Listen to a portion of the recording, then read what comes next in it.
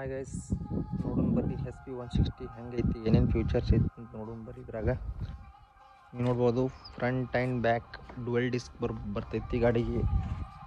Front dual disc ಐತಿ ಮತ್ತು single channel ABS ಐತಿ. 12 ಲೀಟ್ರ್ ಫುಲ್ ಟ್ಯಾಂಕ್ ಕೆಪಾಸಿಟಿ ಐತಿ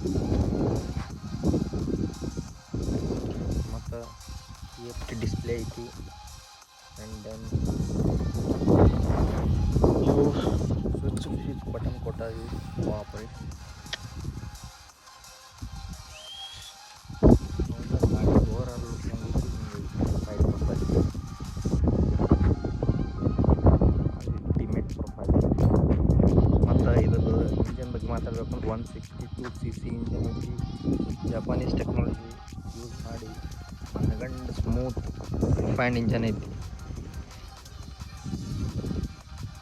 ದೆನ್ ನನಗೆ ಎಷ್ಟು ಹೇಳ್ಬೇಕು ಅನ್ಸಿತ್ತು ಹೇಳೀನಿ. ಬಟ್ ಇವಾಗ ರೈಡ್ ಮಾಡಿ ನಾನು ಫುಲ್ ಟ್ಯಾಂಕ ರೈಡ್ ಮಾಡೀನಿ.